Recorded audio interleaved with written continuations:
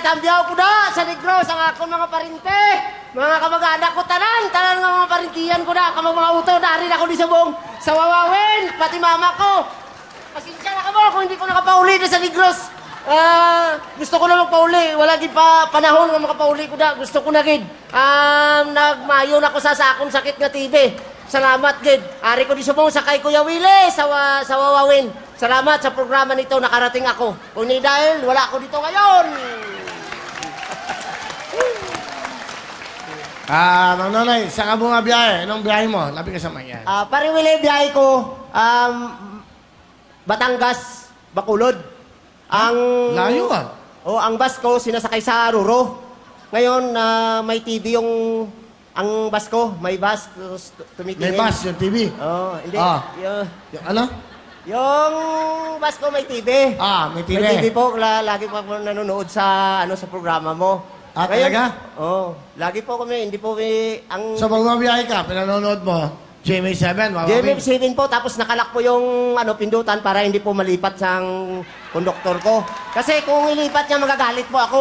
Kasi kailangan ko lagi nakatutok ako sa TV ng Channel 6. Nagmamanayo ka, nakatutok ka sa TV? Hindi, pag nasakay na sa barko.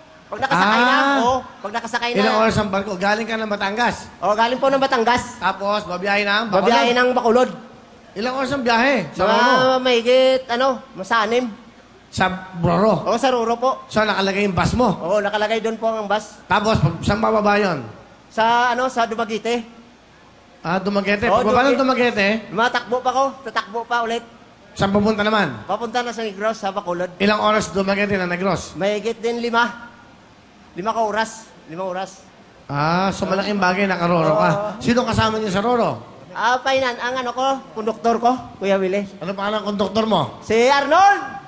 Ko di sa Wawawi. Tapos Kuya Willie, ganito pa nangyari. Habang nagda-traffic po Kuya Willie, ganito. Nanonood ako ng, pag ganon ako sa TV, sa harap. Ngayon, hindi ko pala nakalain na abanti na pala. Tapos, mamaya-maya, pinuntahan po ako ng traffic enforcer. Sabi niya, abanti na. Hindi ko abanti pala. Tinikitan po ako, Kuya Willie. Kinuha yung lisensya ko. Sabi niya, bakit hindi ka ba mabante? Sabi ko, nanonood po kasi ako sa Willie Fortune. Sa Wawawin.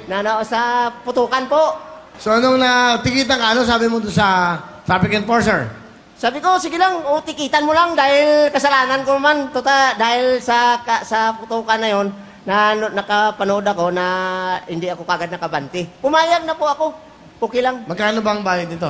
Ano yan, Sir Willie? Ang tawasyal, mahigit 500. 500? 500. Okay lang sa akin kasi tuwan-tuwa naman po ako lagi sa palabas Okay lang kahit mahuli ka. Tago mo to.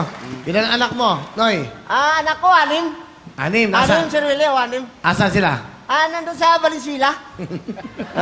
Talaga? Sa Valenzuela. Okay. Si Missy, okay. So, ano gusto mo sabihin sa mga anak mo? Ayun. Mga anak ko, rin ako di sa Wawawi, Ari, tatay nyo, nga kalbo. Huwag kayo mag-alala. Kahit naghirap tayo, tinataguyod ko ang pamilya natin. Lalo na ang mga kapatid ko rin. Basta huwag kayong mag-alala sa akin. Tutulungan ko kayo habang buhay. So nabubuhay ako sa bus na trabaho ko.